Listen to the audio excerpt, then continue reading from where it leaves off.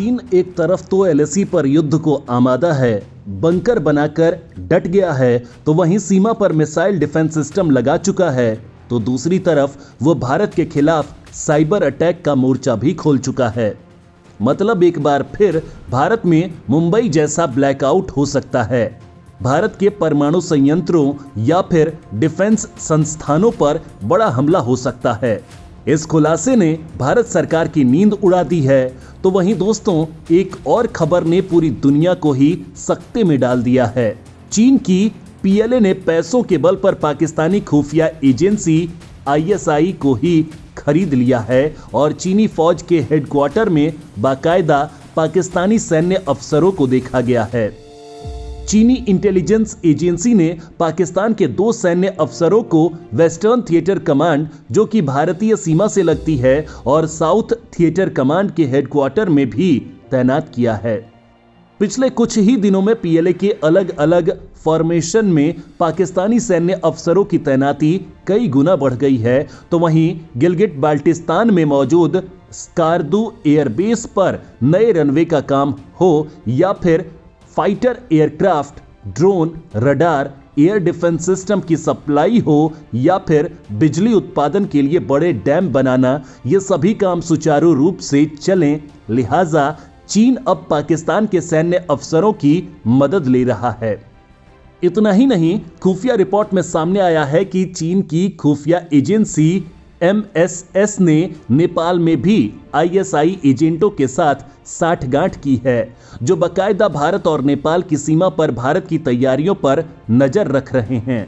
ठीक से कहें तो एलएसी से लेकर देश के अंदर हालात विकराल हैं, क्योंकि भारत के खिलाफ पर्ल ऑफ स्ट्रिंग पॉलिसी के थ्रू साजिशें रच रहे चीन का यह दांव बहुत बड़ा खतरा पैदा कर सकता है। ऐसे में क्या भारत में चीनी खुफिया एजेंसी कोई बड़ा कांड करने वाली है? क्योंकि फेसबुक से लेकर गूगल तक को अपने साइबर हमलों से झुका देने वाला चीन इस बार भारत पर अटैक कर रहा है, जो बड़े खतरे की निशानी है। लेकिन क्या भारत के पास इसका कोई तोड़ है? मैं इस वीडियो में आपको ऐसी बात बताने वाला हूं जो आपको चौंका कर रख देगी।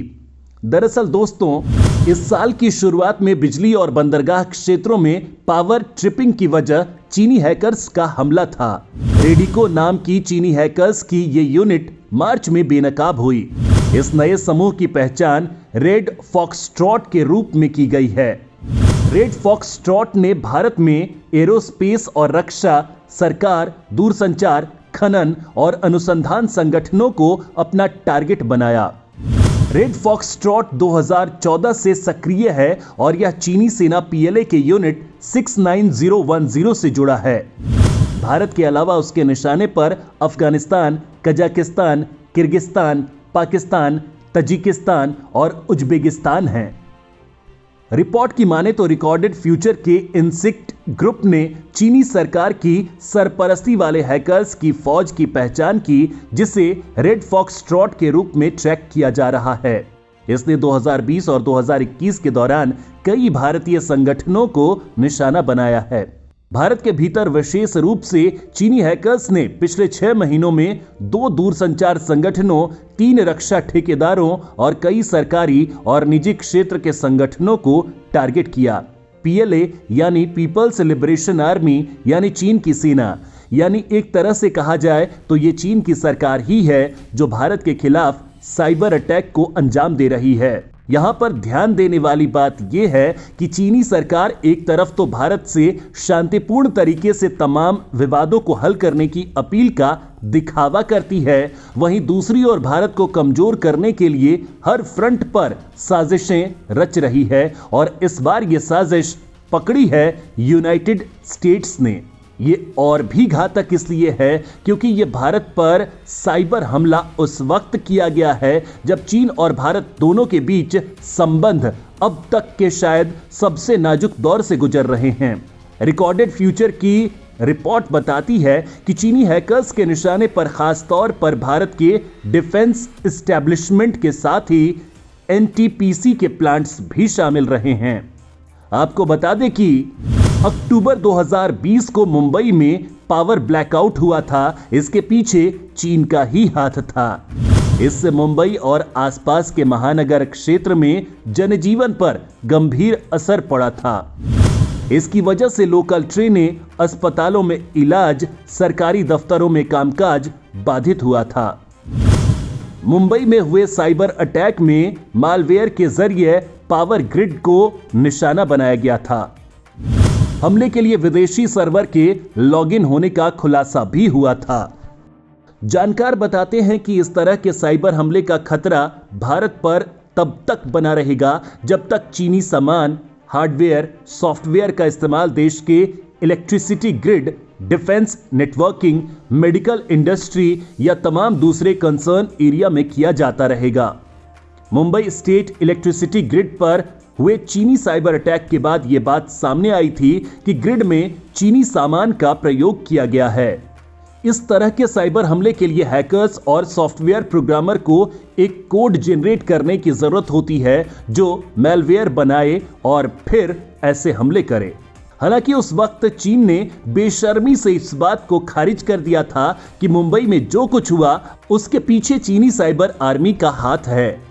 चीन के विदेश मंत्रालय के प्रवक्ता ने उस वक्त बयान जारी करके कहा था कि बिना किसी प्रमाण के किसी पर इस तरह का आरोप लगाना गैर जिम्मेदाराना है। चीन हमेशा से साइबर सुरक्षा का पक्षधर रहा है और इस तरह के किसी हमले की निंदा करता है। साइबर सुरक्षा के मुद्दे पर अटकलों की कोई भूमिका नहीं होती, लेकिन उस वक्त भी चीन ने दुनिया के सामने झूठ बोला था।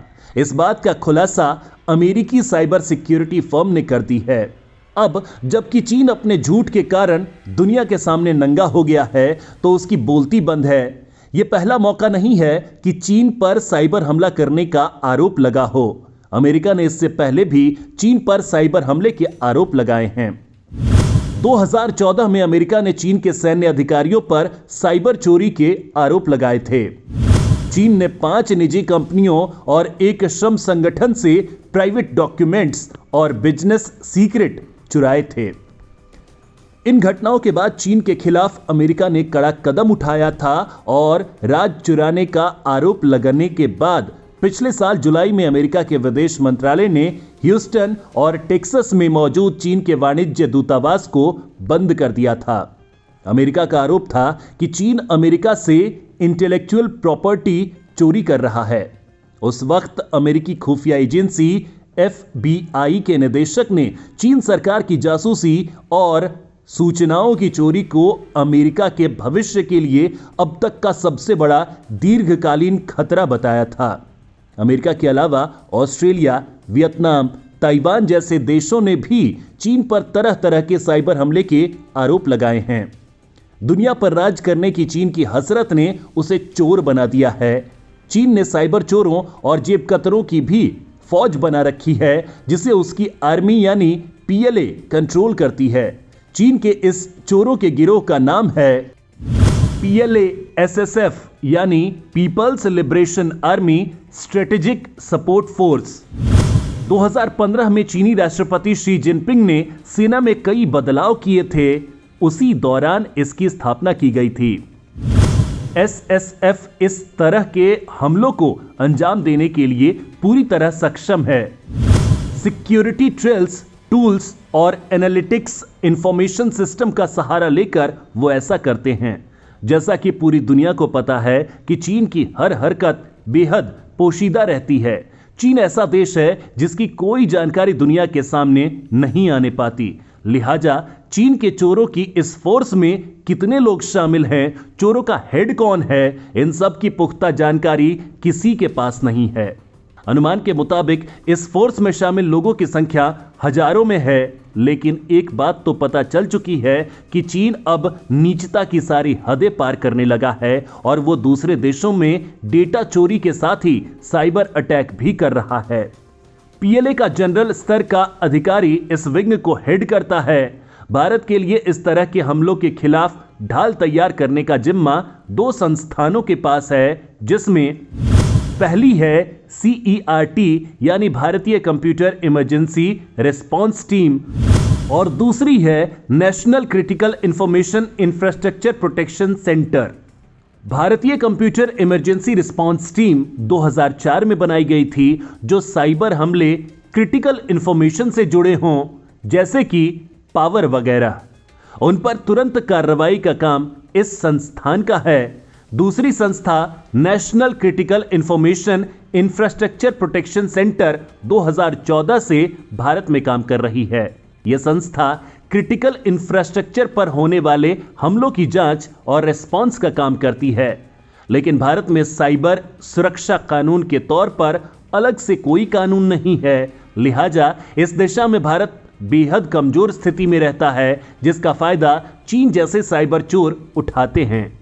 भारत में नेशनल सिक्योरिटी काउंसिल का जिम्मा था कि साल 2020 तक साइबर सिक्योरिटी स्ट्रेटेजी बनाकर तैयार करे, लेकिन इसका काम अभी पूरा नहीं हो सका है। लेकिन अब मोदी सरकार ने इस पर तुरंत एक्शन लेने के लिए कहा है।